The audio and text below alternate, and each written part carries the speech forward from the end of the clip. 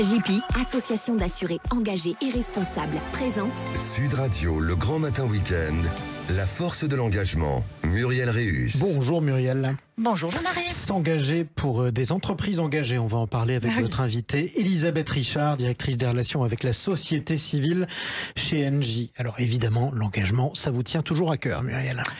Et oui, on va parler des entreprises aujourd'hui, des entreprises engagées, celles qui ne sont pas des simples acteurs économiques, parce qu'en fait, les entreprises, ce sont des catalyseurs de transformation. Elles façonnent les mentalités, elles influencent les comportements et elles contribuent à bâtir une société plus juste. Et celles qui l'ont compris savent que leur engagement n'est plus une option. L'entreprise n'est pas un monde à part, c'est le reflet de la société. Ce qui se joue dehors se joue aussi à l'intérieur. Les discriminations, les stéréotypes, les inégalités de parcours ne s'arrêtent pas aux portes du bureau. Et il faut le reconnaître, les inégalités ne sont jamais isolées. Elles se renforcent, se cumulent et s'expriment à tous les niveaux. Dans les salaires, où les écarts persistent toujours, dans l'accès aux responsabilités, où les femmes restent sous-représentées, dans les violences subies, qui sont à la fois une cause et une conséquence des inégalités. Quelques chiffres. 62% des femmes victimes de violences sont salariées. 1 400 000 femmes ont déclaré avoir subi des violences sexistes et sexuelles hors du cadre familial en 2021. Une femme sur 5 est victime de harcèlement sexuel sur son lieu de travail. Un chiffre qui grimpe à 40% chez les femmes de moins de 30 ans. Et pourtant, le silence reste la règle. Un silence entretenu par la peur des représailles, parfois l'absence de dispositifs d'alerte efficaces, une culture du déni encore trop ancrée dans certaines organisations. Si les violences s'ancrent dans un système d'inégalité structurelle, elles s'ancrent aussi dans la place qu'on laisse aux femmes, dans les postes qu'on leur confie, dans des opportunités qu'on leur accorde ou qu'on leur refuse. Les femmes sont là, mais pas toujours au même niveau, pas avec les mêmes perspectives. Elles restent sous-représentées dans les postes de pouvoir. En France, 46,4% des sièges dans les conseils d'administration du CAC 40 sont occupés par des femmes, mais 76% des postes non cadres leur reviennent. À l'échelle mondiale, seulement 23,3% des sièges de conseils d'administration leur sont attribués. Si rien ne change, la parité ne sera atteinte qu'en 2038. Ces inégalités ne sont pas neutres, car là où la voix des femmes compte moins, là où elles doivent prouver leur légitimité, les abus prospèrent. Et pourtant, tout prouve que cette situation est un frein. Les entreprises les plus mixtes sont 25% plus performantes. L'égalité des genres pourrait accroître la productivité économique mondiale. Alors l'inaction n'est plus une option, ne pas s'engager, c'est cautionner. L'avenir appartient aux entreprises qui feront de l'égalité une réalité. Eh bien, on en parle avec votre invitée Muriel.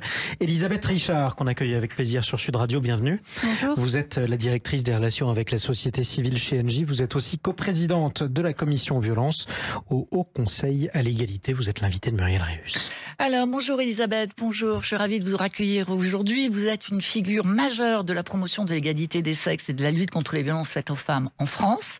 Chez Engie, vous avez mis en place une politique ambitieuse en faveur de la mixité. Et on peut dire que cette entreprise est un acteur de référence sur ce sujet depuis près de 15 ans. Alors pourquoi les entreprises doivent-elles s'engager dans la lutte pour l'égalité et contre les violences ? Tout simplement parce que les entreprises, en fait, elles font ce qu'elles disent et elles disent ce qu'elles font. Et à partir de ce moment-là, on se dit que voilà un endroit et un acteur qui agit. Aujourd'hui, on n'en est plus qu'à des mots, on n'en est plus qu'à des lois, mais on en est à des actions.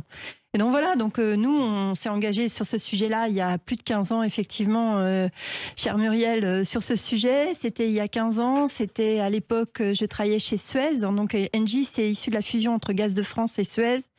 Et chez Suez, le président de l'époque, Jaram Mestralet, reçoit une ministre qui lui dit « Président, vous faites quoi sur la place des femmes ?» Et le président dit « Eh bien, tout. Enfin, rien. Enfin, certainement ce qu'il faut. » Ils terminent leur conversation, ils la raccompagnent et là je reçois un coup de fil direct sur mon poste. À l'époque j'étais à la communication et le président n'a pas su répondre sur le sujet de la place des femmes. Qu'est-ce qu'on fait chez Suez ? Et donc, je suis allée me rendre à la DRH de l'époque et je me suis pris évidemment une claque dans la figure en disant « Mais de quoi tu te mêles ?» Donc, j'ai mis mon nez dans le rapport annuel de l'époque et il y avait un malheureux pourcentage femmes-hommes, vous n'imaginez pas, un malheureux pourcentage femmes cadres, non-cadres, catastrophique. Et alors, le pourcentage des femmes cadres dirigeantes, on n'en parle même pas. C'était vraiment un chiffre. Et à partir de là, il a été décidé par le président et la direction générale d'agir sur le sujet. Donc on a été les premières à agir avant la loi Copé-Zimmermann. Et quand la loi Copé-Zimmermann, donc on a eu 4 objectifs chiffrés en indicateurs extra-financiers, on était les seuls à le faire, et les premiers qu'on présentait en conseil d'administration et en assemblée générale. Je le dis toujours, les actionnaires de l'époque nous regardaient comme des ovnis, parce qu'il n'y avait pas d'obligation légale. Et quand la loi Copé-Zimmermann est tombée, on a fait un communiqué pour expliquer que nous, on avait 63% de femmes au conseil d'administration et qu'il a fallu, quand la loi est tombée, c'est 40-60 d'un genre ou d'un autre, et donc il a fallu nommer un homme à la place d'une femme. C'était quand même une première. C'est la loi Copé-Zimmermann qui a provoqué pour vous cette bascule? Ah non, on avait travaillé avant. Avant. Ouais. Et chez Engie, vous avez mis en place tout un tas de procédures, tout un tas d'opérations. Il y a beaucoup de choses. Oui, vous pouvez nous en parler? fait, mais comme toutes les entreprises, hein, aujourd'hui, on n'est pas plus en avance que les autres entreprises. Ce qui a été intéressant, c'est qu'on était précurseurs et qu'on a mis le sujet sur la table dès le départ. En fait, Engie, c'est un merveilleux bêta-testeur pour tester un certain nombre de choses. Les projets de loi, les index. Donc évidemment, on a mis un certain nombre de choses en place, le mentoring, l'accompagnement des jeunes filles. Notre choix d'engagement sur le sujet dure depuis 15 ans. Et ça, c'est pas anodin. C'est-à-dire qu'au bout de 15 ans, on a quand même une expérience qui fait qu'on sait ce qui marche et ce qui ne marche pas. Alors en ce moment, vous êtes très lié, en plus de toutes les actions que vous avez menées jusqu'à présent, vous avez clairement conditionné vos contrats d'accompagnement dans le sport, par exemple, à l'intégration des séances de prévention contre les violences sexuelles. C'est un signal très fort, c'est un engagement majeur. Qu'est-ce qui s'est passé pour que cet engagement dans le sport se mette en place? Qu'est-ce que vous avez constaté? Pourquoi? Et quelle est l'influence des décisions que vous avez prises? En fait, l'histoire, elle commence comme ça. Juste avant le Covid, j'avais essayé de mettre en place un dispositif contre les violences faites aux femmes chez Engie. Et à l'époque, on m'avait expliqué, écoute, Elisabeth, t'en fais déjà beaucoup sur la place des femmes. Les violences intrafamiliales, c'est vie pro, vie perso. Là, vraiment, nous, chez Engie, je vois pas ce qu'on peut faire, malheureusement. Donc, j'ai rangé ça dans un coin de ma poche, mais j'avais pas dit mon dernier mot. Et puis le Covid arrive, le confinement arrive, et là, on se rend compte que, évidemment, le sujet des violences, puisqu'on était enfermés, tous, plus ou moins bien, était très présent et très prégnant. Et on a eu des femmes du groupe qui ont subi des violences et dont on a été témoin par une visio. Et donc là, le président, qui est Jean-Pierre Clamadieu, avec Catherine MacGregor, ont décidé d'apposer sur proposition le 3919, le 17 et le 114 sur les 11 millions de factures. Et on ne l'a pas fait que le 25 novembre, le jour de la journée internationale contre les violences faites aux femmes, mais on le fait depuis 4 ans, non-stop. Et c'est ça qui a commencé à nous positionner et nous engager contre les violences faites aux femmes. Parce qu'évidemment, statistiquement, on a des femmes qui subissent des violences chez Engie. Et puis, il y a un an, je parle de ce sujet en conférence, et là, j'ai Angélique Cauchy qui vient me parler. Angélique Cauchy, c'est cette jeune femme qui a subi des violences sexuelles lorsqu'elle était championne de tennis entre l'âge de 12 et 14 ans par son coach sportif. C'était atroce. Et Angélique nous parle de chiffres absolument massifs, qui sont un enfant sur 7 subit des violences. Un enfant lambda qui fait du sport sur 7 subit des violences sexuelles notamment. Un sportif de haut niveau sur 3. Enfin, les chiffres sont dingues. Et là, elle me dit, Elisabeth, j'ai beaucoup entendu parler de ce que tu faisais chez Engie sur les violences. Est-ce que tu peux m'aider? Et moi, j'ai dit, écoute, les violences sexuelles sur mineurs dans le sport, franchement, je vois pas. Mais je lui dis, explique-moi ton histoire. Donc, elle m'explique son histoire. Et elle m'explique que le summum de l'atrocité de ce qu'elle a vécu, c'est quand elle a eu 14 ans, qu'elle est invitée en tant que guest star comme championne de tennis pour participer à cet Open de la Baule, Open de tennis de la Baule, et qu'elle a été violée partout, malheureusement. Et je lui dis, mais partout, elle me dit, dans les vestiaires, vus au-dessus de tous, mais aussi derrière les bâches. Je dis, derrière les bâches? Elle me dit, oui, les bâches de sponsors. Oh, et là, ça a fait tilt dans ma tête. Parce que nous, chez Engie, on a 14 Open de tennis au féminin. Depuis 30 ans, on est partenaire fidèle des Open de tennis au féminin. Et là, elle m'explique qu'à cet Open de tennis de la Baule, qui n'est pas un Open de tennis Engie, mais ça aurait pu être, en fait, elle était violée derrière des bâches de sponsors. Et là, je me suis dit, non, mais c'est pas possible. Maintenant, je sais. Maintenant que je sais, je ne peux plus dire je ne savais pas. Et donc, on doit tous être responsables de ça. Nous sommes sponsors de 14 Open. Donc, on a décidé, vraiment grâce à la direction générale du groupe, et je remercie infiniment une Catherine MacGregor, Claire Vézante, Dominique Wood, toutes ces femmes qui sont derrière moi et qui sont patronnes, de m'avoir autorisé, parce que l'idée, c'était quoi? C'est de conditionner les partenariats, le sponsoring sportif, donc les contrats à de la prévention. Si le patron de l'Open ne veut pas faire de prévention, on arrête le sponsoring. Et ça a été très fort. Et donc, depuis un an, on le fait. Et comment ça a été perçu? Comment vous avez réussi à imposer cela? Ça a été...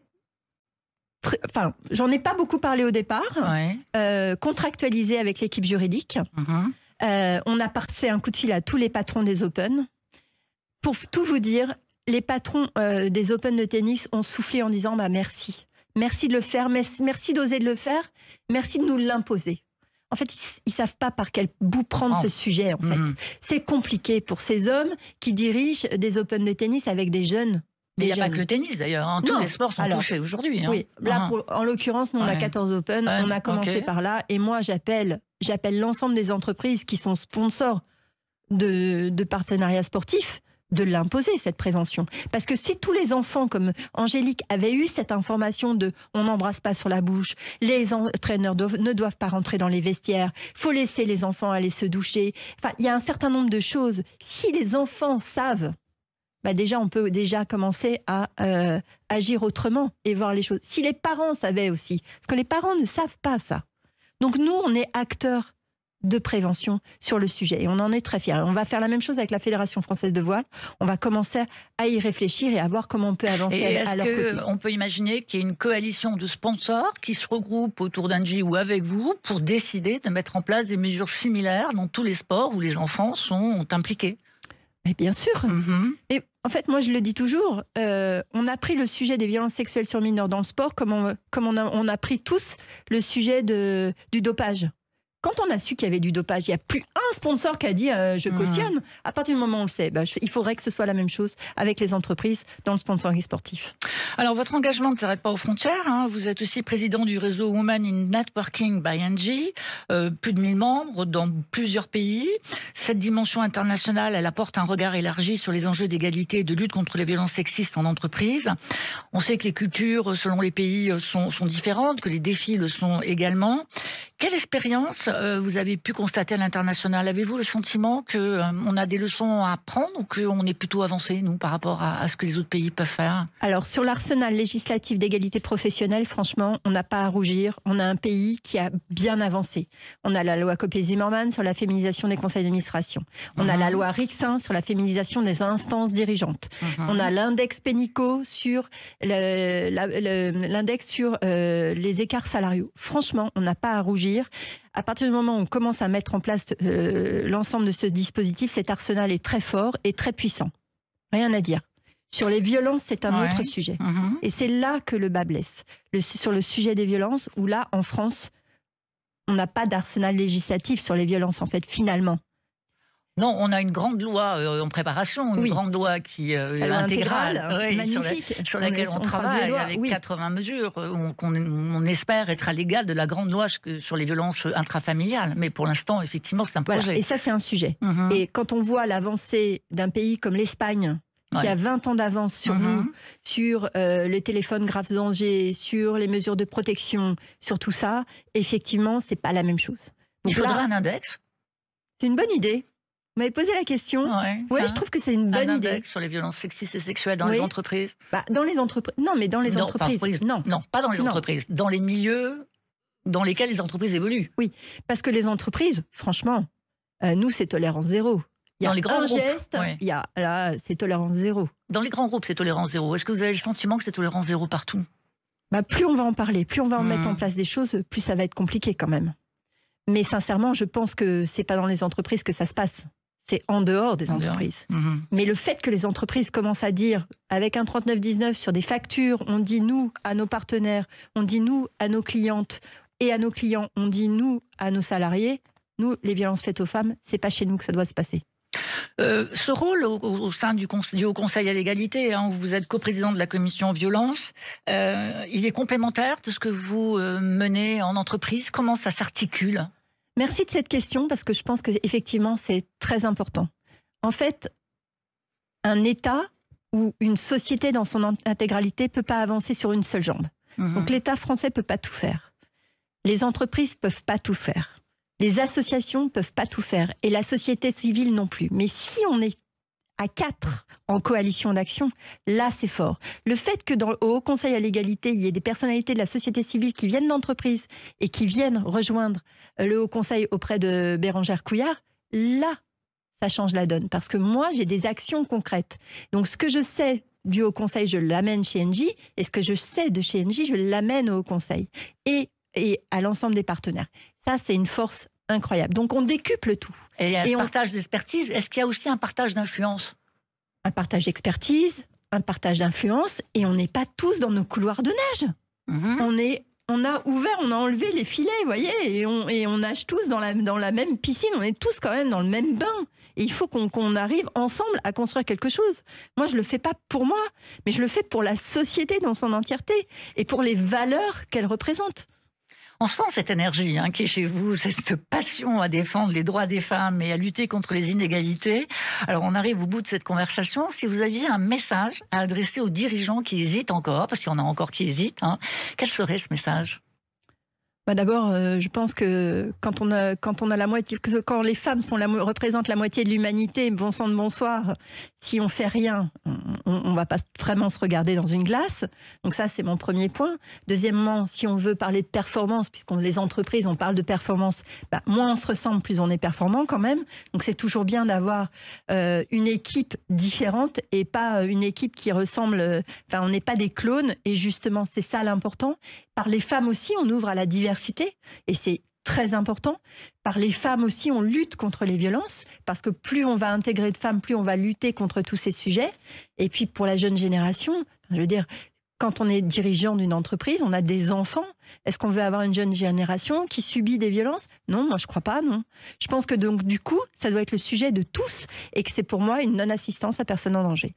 Merci Elisabeth. Alors regardez bien vos factures, elles sont importantes parce qu'il y a plein d'indications très précieuses sur vos factures d'Engie. 39, 19, 17 et 114. Et merci à vous Muriel Réus. Je rappelle qu'on vous retrouve dimanche prochain pour un nouveau numéro de La Force de l'Engagement. À dimanche prochain. Sud Radio, le grand matin week-end, la force de l'engagement, Muriel Réus. Avec AJP, association d'assurés engagés et responsables.